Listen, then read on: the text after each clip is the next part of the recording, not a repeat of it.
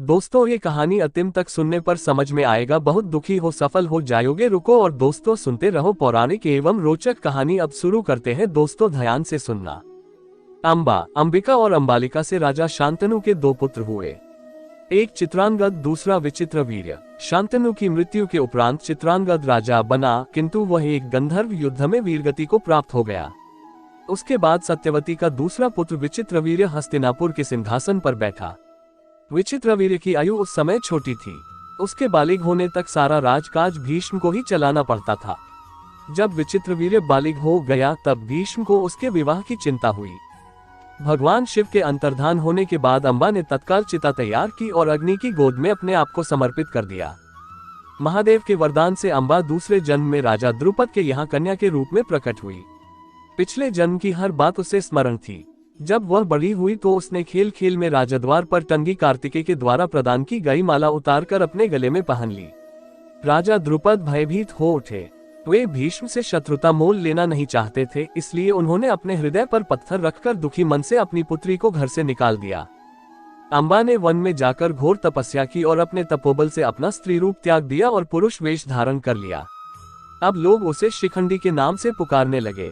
धृतराष्ट्र, पांडु और विदुर के पुत्र विचित्रवीर्य निसंतान थे। बिना संतान के ही युवावस्था में विचित्रवीर्य की भी मृत्यु हो गई। अब सत्यवती के सामने प्रश्न आ खड़ा हुआ कि हस्तिनापुर का राज्य कौन संभालेगा। माद्री ने तत्काल चिता तैयार कराए और अपने पति के साथ ही चिता में बैठकर सती हो गई। कुंती के ऊपर 5 बच्चों के भरण पोषण का भार आ पड़ा।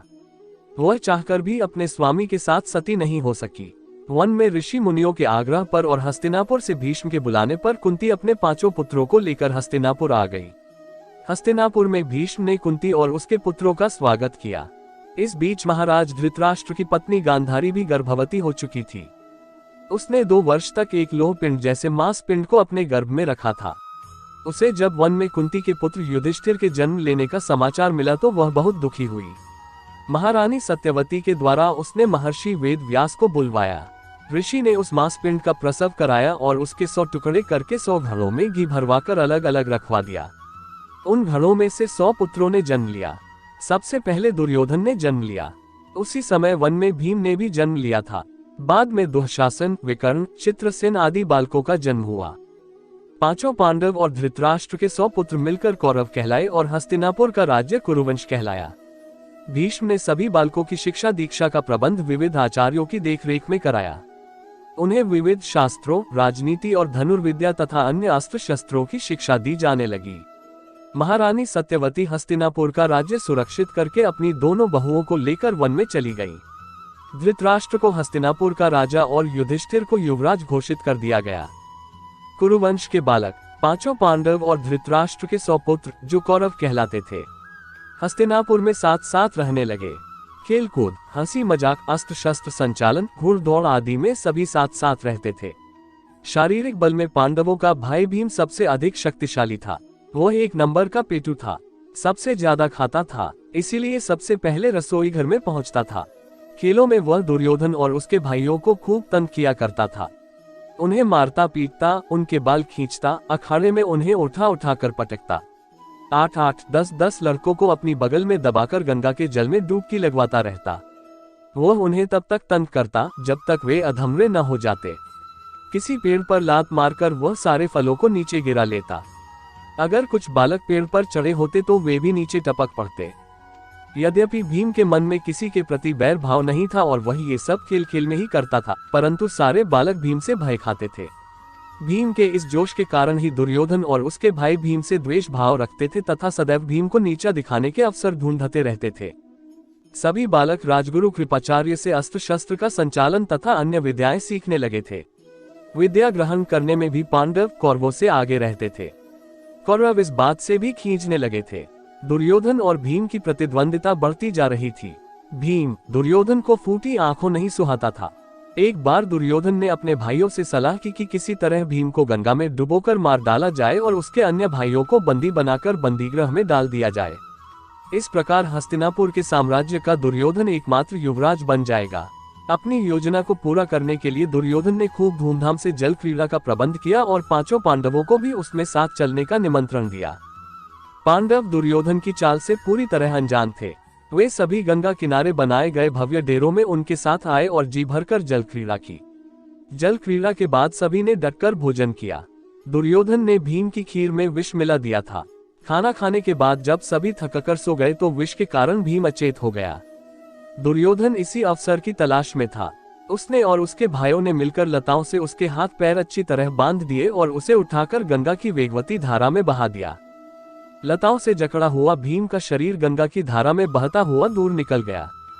गंगा में बहते हुए भीम के शरीर को पानी के कुछ विषैले सांपों ने काट लिया।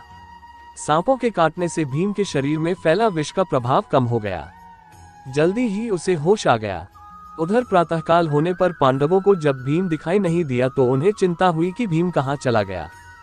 पूछने पर दुर्योधन ने बताया कि किस आवश्यक कार्य से भीम अभी अभी हस्तिनापुर लौट गया है। युधिष्ठिर को दुर्योधन की बात पर विश्वास तो नहीं आया, परंतु उस समय वह कर भी क्या सकता था। सभी हस्तिनापुर लौट आए। वहां भीम को न पाकर युधिष्ठिर व अन्य पांडव चिंतित हो उठे। उन्होंने अपनी माता कुंती से भी पूछा तो वे भी चिंतित हो उठी। सभी जगह उसकी खोज की गई, परंतु वह कहीं नहीं मिला। अंत में चारों पांडव और हस्तिनापुर के कुछ तैराक गंगा के किनारे पहुंचे, जहां उन्होंने जल क्रीड़ा की थी। कुछ ही देर में आसपास की और बहाव की ओर काफी आगे तक गंगा की धारा को छान मारा गया, किंतु भीम कहीं भी नहीं मिला। हारकर सभी दुखी मन वापस हस्तिनापुर लौट आए। भीम के बिना उन्हें वापस आया देखकर कुंती चिंतित हो उठी। हाय मेरा भीम, उसका कुछ अनिष्ट न हुआ हो, कहती हुई कुंती रोने लगी। कुंती ने तत्काल विदुर जी को बुलवा भेजा।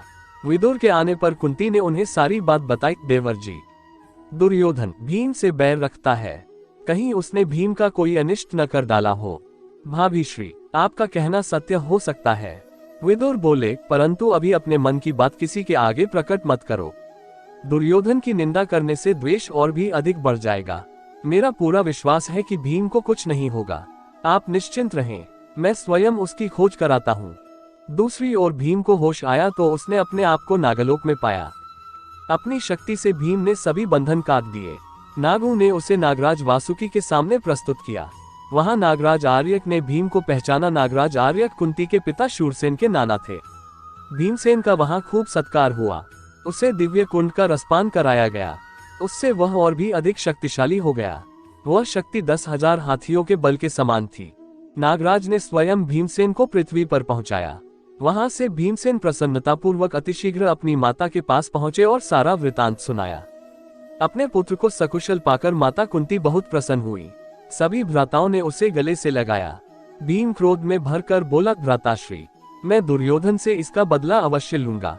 युधिष्ठिर ने उसे समझाया, नहीं भीम, ये समय अत्यंत सावधानी से रहने का है, तुम्हें शांत रहना चाहिए। भीमसेन के सकुशल वापस लौट आने के समाचार को पाकर दुर्योधन अत्यधिक उत्तेजित हो उठा। क्रोध में आकर उसने भीम के सारथी को अपने हाथों से गला घोंटकर मार डाला। भीम और अन्य पांडव क्रोध में भरकर दुर्योधन से दो दो हाथ करने के लिए तैयार हो गए, किंतु विदुर ने उन्हें समझा बुझाकर शांत कर दिया। दुर्योधन की दुष्टता पांडु कुमारों के सामने स्पष्ट हो गई थी। अब वे उससे सजग हो गए थे, लेकिन दुर्योधन का मन चोट खाए सर्प की भांति क्रोध और हिंसा से बार बार फुफकार मार रहा था। दुर्योधन ने एक बार फिर पांडवों के खाने में कालकूट का विष मिलवा दिया, किंतु दासी पुत्र युयुत्सु ने, जो धृतराष्ट्र का ही पुत्र था, पांडु पुत्रों को बता दिया कि खाने में विष है। भीम अकेला ही वह सारा खाना खा गया। उसने अपने भाइयों को बता दिया था कि नागलोक से आने के बाद अब कोई भी विष मेरे शरीर पर प्रभाव नहीं डालेगा। इस बार भी भीम को जीवित देखकर दुर्योधन क्रोध में आपे से बाहर हो गया और वह उचित अवसर की प्रतीक्षा करने लगा। गुरु द्रोणाचार्य। आचार्य द्रोण महर्षि भरद्वाज के पुत्र थे। अपने पिता के साथ रहकर उन्होंने समस्त वेद वेदांतों का और धनुर्विद्या का गहन अध्ययन किया था। पांचाल देश के राजा पृषत महामुनि भरद्वाज के परम मित्र थे। उन्होंने अपने पुत्र द्रुपद को भी द्रोण के साथ विद्याध्ययन के लिए भरद्वाज आश्रम में भेजा था। द्रोण और द्रुपद में भी गहरी मित्रता थी। कभी कभी अति उत्साह में भरकर द्रुपद अपने मित्र द्रोण से यह कह देता था कि जब वह पांचाल देश का राजा बनेगा तब वह अपना आधा राज्य उसे दे देगा। सबसे अंत में उन्होंने अर्जुन से पूछा कि उसे क्या दिखाई दे रहा है।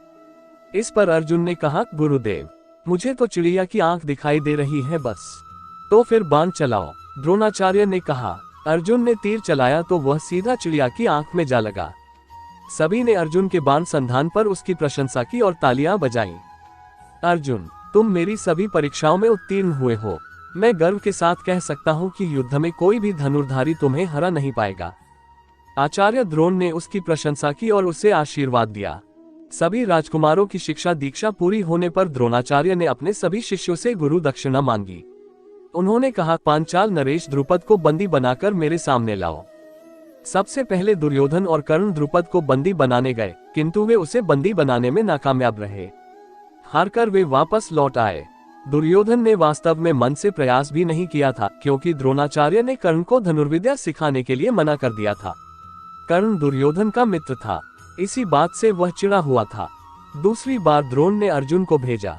अर्जुन ने पांचाल नरेश की सेना को तहस नहस कर दिया और राजा द्रुपद को उसके मंत्रियों सहित बंदी बनाकर ले आया। द्रुपद को सिर झुकाए अपने सामने खड़ा देख द्रोणाचार्य ने मुस्कुराते हुए कहा, मित्र डरो मत। भले ही तुमने मेरा अपमान किया, पर मैं तुम्हारा अपमान नहीं करूंगा। अब तुम्हारा सारा राज्य मेरा है, किंतु मैं अपनी मित्रता का निर्वाह करते हुए तुम्हें तुम्हारा आधा राज्य लौटाता हूं, ताकि तुम्हारी मित्रता बराबरी पर बनी रहे। राजा द्रुपद का गर्व चूर चूर करके द्रोणाचार्य ने उसे ससम्मान वापस भेज दिया।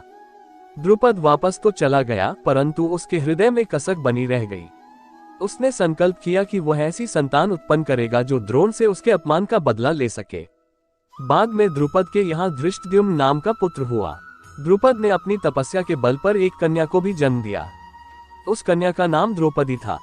धृष्टद्युम्न दैवीय शक्तियों से संपन्न वीर युवक था। वह बड़ा साहसी और क्रोधी था।